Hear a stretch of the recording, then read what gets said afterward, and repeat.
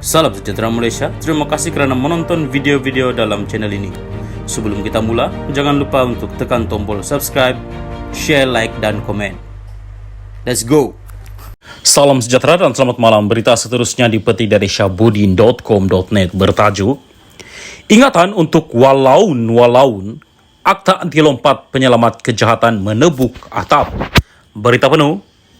Sama ada sebelum atau selepas Hadi Awang menjadi tukang ramal dengan mendakwa kerajaan perpaduan akan tumbang tidak lama lagi, perkara itu sebenarnya sudah lama bertebaran di mana saja sebagai bahan perbualan harian. Berbagai versi dan cerita digentayangkan untuk menggambarkan bagaimana Anwar Ibrahim boleh dijatuhkan sebagai Perdana Menteri.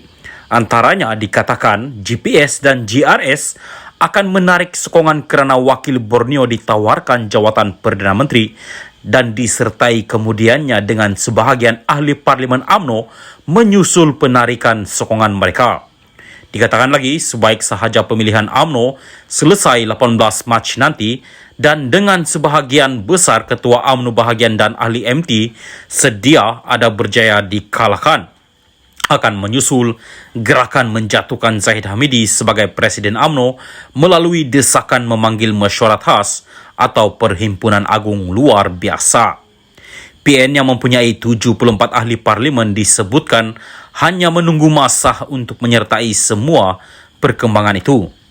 Pokoknya, kita pihak yang menyebarkan cerita, riwayat politik Anwar pasti akan berakhir tak lama lagi.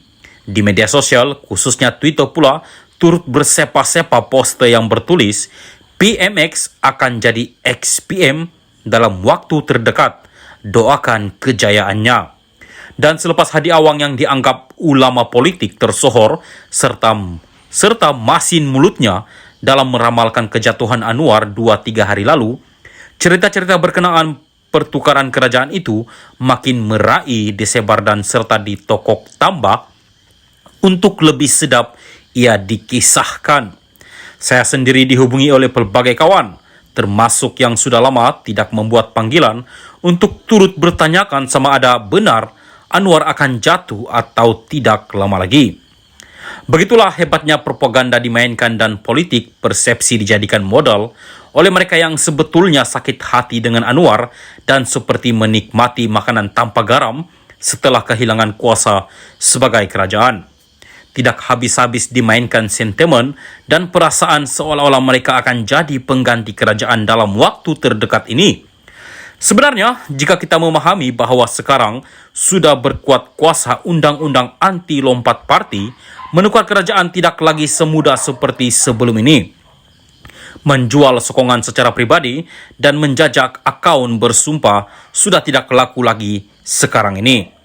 Kuasa paling tinggi ialah keputusan parti. Jika sokongan secara pribadi akuan bersumpah atau SD ahli parlimen masih laku, selepas PRU 15 lalu sudah pasti Mahyadin MD Yassin berjaya kembali jadi Perdana Menteri.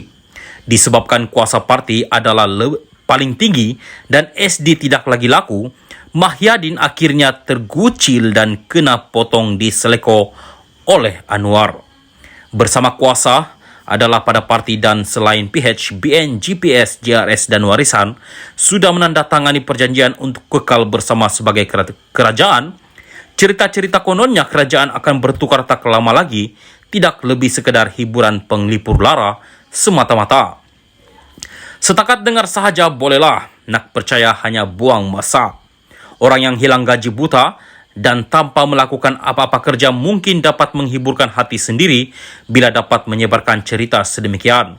Selagi PH, BN, GPS, JRS dan Warisan tidak berdepan masalah sesama sendiri, kerajaan perpaduan ini bukan saja kekal sehingga habis penggal, bahkan majoriti 2/3 yang dimiliki juga tidak akan berubah.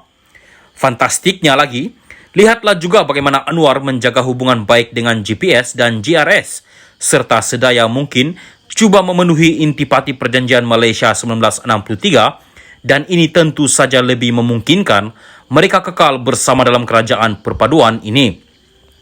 Di waktu yang sama, gambaran kononnya UMNO akan bergolak dan Zahid Hamidi bakal digulingkan selepas pemilihan 18 Mac juga terlalu sukar untuk menjadi kenyataan. Dengan Zahid Hamidi telah berjaya mengekang musuh-musuh politiknya sehingga berjaya menang tidak bertanding, usaha untuk menukar 2/3 daripada 191 ketua bahagian kepada mereka yang anti presiden tidaklah semudah seperti makan kacang yang sudah siap digoreng. Apa Zahid Hamidi itu tunggul kayu ke? Kalau sebelum ini beliau mampu mengharungi semua cabaran daripada mereka yang ingin menjatuhkannya dan akhirnya berjaya kekal lagi menerajui UMNO, beliau pasti tidak pernah leka daripada memantau saki-baki hantu-hantu raya yang cuba menggugatnya. Selagi UMNO dalam kawalannya dan musuh-musuhnya pula sudah pun diletakkan di tepi, sokongan parti itu kepada Anwar dan kerajaan perpaduan tidak akan goyah.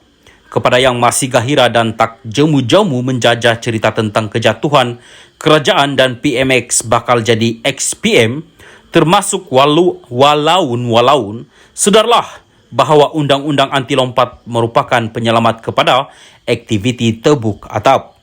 Kalau mahu menukar kerajaan, tunggu saja PRU seterusnya. Bukan saja atap, bahkan dinding, pintu depan, pintu belakang, lantai dan segala struktur kerajaan sekarang ini lebih kukuh dan terjamin daripada segala perbuatan perompakan kuasa. Yang jadi pembangkang, belajarlah untuk kekal sebagai pembangkang sehingga habis penggal, dan jika ada pula kesalahan sewaktu jadi kerajaan terdahulu, bersiap sedialah juga bukan saja untuk direman dan ke mahkamah, malah untuk berpindah ke penjara. Syabrin Hussein, 3 hari bulan 3 2023. Sekian berita, salam Malaysia Madani.